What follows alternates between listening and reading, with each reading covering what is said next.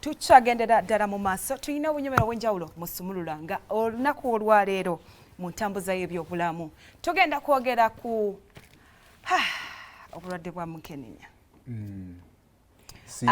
Abantu obadde olina okizza mu Luganda bw'otyo mbadde nkyewala nga njagala kibeereko beautiful. Siriimu can't be beautiful naye engeri gy'ali naffe tulina okumwogerako tumutegeere si tumumanyiire. Ebibiri byanjawulo. Anaku toyina kumanyira Sirimba toyina omukola ki?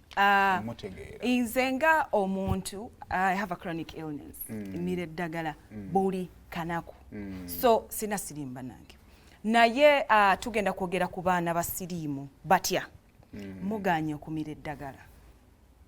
Okay. Saimo abaana tebakyayagala kumira ddagala. Lwaki?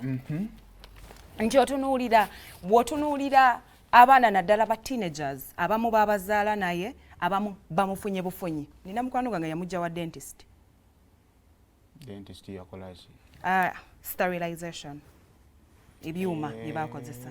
So si musango nti olina Siriimu naye nsaba tumire eddagala. Nti bw'otunulamu abantu 10.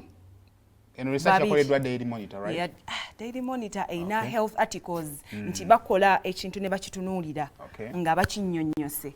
Bw'otunulamu abaana abasinga ku baana 10 ekitundu kyayo tebakyamira ddagala. Abaana 10 abali ku ddagala. Abali ku ddagala. Half of those abaana 5 eddagala baalivuddeko baakooya obulamu in brief. Yes. Ng'otunulamu tuyina over 52,000 infections. Okay. Kati kubamu ekitundu kyakyo eziri registered ekyo nakyo kikulu 52,000 nga bwe babanga bonna ba teenagers nga tebamira ddagala ensonga njagala tuzimanye.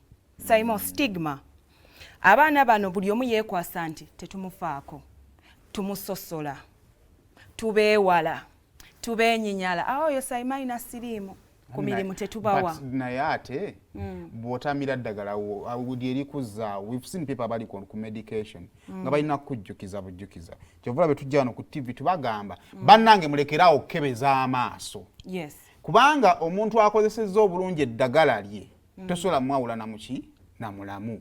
Kakati buli bw'ova ku ddagala kitegeeza ogenda you're pushing yourself to the wall ya stigma. Kati obuzibu bwe tufunye abaana bano bali between 15 to 25 infections zendi okwogerako. Soogera ku bantu bakulu. Abaana ba beautiful abaana bano bemusanga mu kaski bemusanga mu feemu abaana abalungi. Betwogerako nti omwana nga kimyula. Betwogerako nti obutebuzizza mu musaayi buna kibunoonya. Obuzzamu omusaayi bu beautiful. Omwana alabika bulungi. Ngo Siriimu nno naawe weekola ebintu singa wasigala mu bakulu. Ate era kigambibwa nti abaana abasinga bano tebalina information. Abamu alowooza.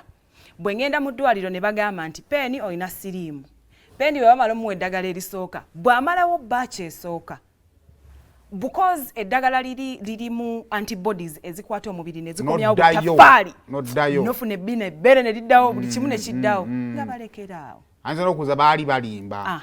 Abaalaba balimba. So nsaba nnyo information eno tugitambuze nti ARVs bw'ozitandika beppa bw'oliteeka mu system njagala tutunuulire muganda nkatamba. Manya galeke. No, like he publicly came out. Anyway, okay. Okitegeera. So information eno nsaba tugitambuze nga bwe tusobola. Abalala beekwasa kimu akasimbi. Lyaki eddagala lya bwerere? Transport tugeze mu byalo. Health facilities, health center 1, health center 2, health center 3 tezitera kuba kumpi. Tambula ogenda ono n'eddagala lyo. Bannaye tambula ogenda ono n'eddagala. Ati kati bwe tutunuulira ne finances abantu bano balya kimu ekyemisana bakirya ssaawa 10. Eddagala lino ogenda ddimira buli kanaku olina okulya. Weetaaga fruits, weetaaga amata. Kati n'akubamu ngula amata abaana balya eki. Ngula amata abalala balya eki. So n'asalawo afe. N'asalawo aleme kumira ddagala. But death can't be an option. Kabaka's birthday run yali ku theme ki? Of course tukyali ku baana abavubuka muyamba abaana abobuwala okulwanyisa obulwadde obwa mukenenya. Exactly. Saimo gwe nga gw'okozeewo ki? Ani kakati ekisooka is eno struggle y'okulwanyisa obulwadde bwa siriimu teyakatandika. It's been a fight emazeewo ebbanga. Kyova olaba nti ekyokusosola mu bantu kibadde kikendedde naddala kuvannyuma lw'eddagala okukola ki okujja. Naye nze ndowooza ekireetamu ebintu ebyo nti waliwo abaana abakulidde ku ddagala nga tamanyi na kumanya lwaki eddagala alikola ki alimira.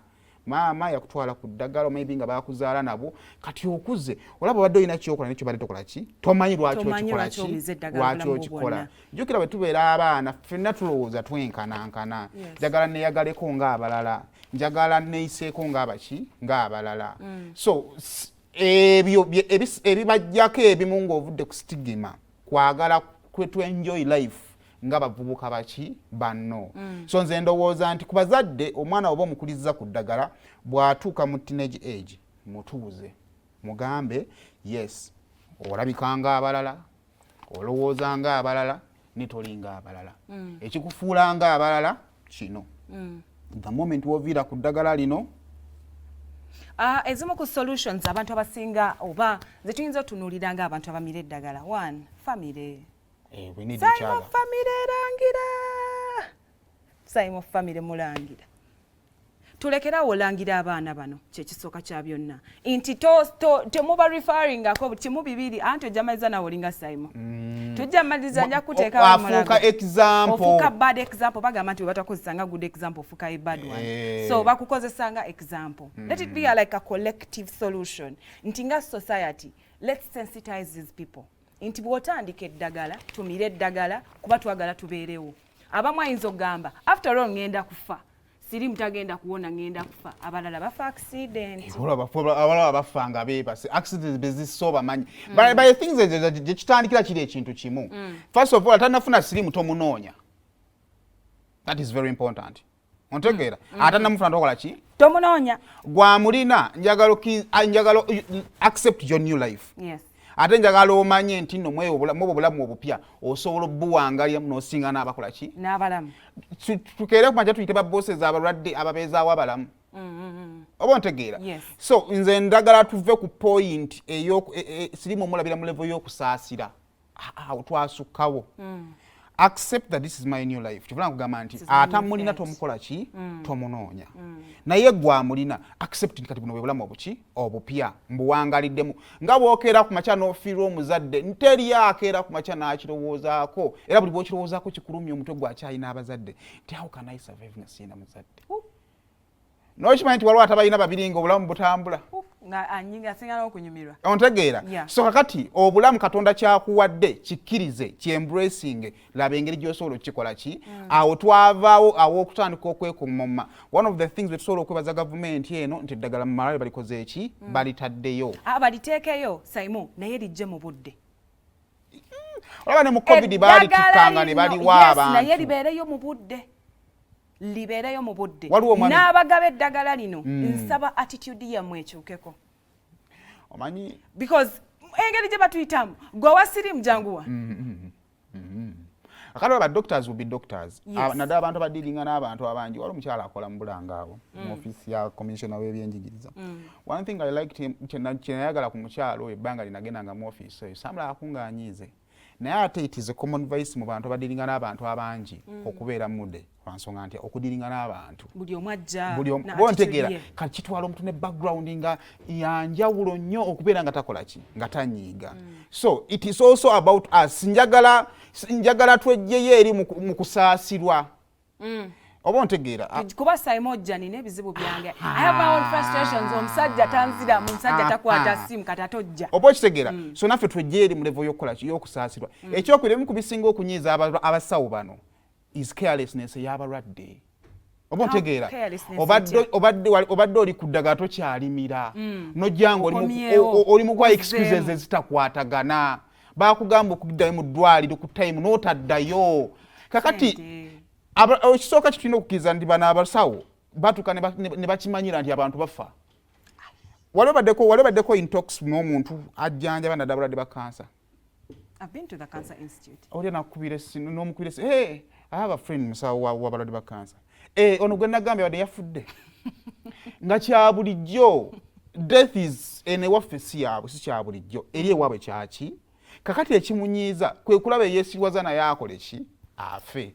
So kakati nze ndowooza gye kitandikira acceptance kati esooka bweba motoka kati vuga ono yenze wamala okukkiriza nti ono yenze kati how do I survive? We've seen people abantu nga survive for 30 years kati bagenda mu myaka 4 abamu bagenda mu myaka 5 nga balabika bulungi n'ekitya medication genda nga bamukyusiza mpola mpola kwerabirira bulungi oba ntegeera nti naawe omusawo wo kubanga omusawo omulwadde afuuka mulwadde we addamu amaanyi ng'alaba omulwadde atandise okukola ki okuimprovinga but we are helping you to improve ne toyagala toyagala mmira ddagala weba tukukolere ki anyway all in all tumira eddagala bwe baba bakuwadde eddagala nsaba omira eddagala mu budde ate ng'olimira mu quantity gye baakuwa ekkerenda ddene naye tetulina kyakukola abantu basaba tufune empiso the injectables nti bwe ngenda oba ngenda ne bankuba empiso n'entambula ne ngenda naye ndowooza nti era nakyo kiddayo eri butamanya si wano we si bwe twali abantu luli baalwalanga nga bajjanjaba symptoms bajjanjaba musujja bajjanjaba skin rush ne bajjanjaba embiro n'oggwawo ng'olaba kati nawe eddagala tulikola ki time ejja tutuukanga n'empeke tuzirina ovulate baatulaze nga empiso tuzirina baatulaze bagenda naleeta leeta empisa ekola ki egema kati ebyo byonna nga tukyagenda waawo ki kye tulinawo ddagala naffe kwewala naye waliwo engeri nnyingi ze tuyinza okwewala mu siriimu kati abstain ono tutagenda tanga kusaagira ku bantu ku makya kuno kujjako TV kati eno ye ntambuza y'obulamu bwo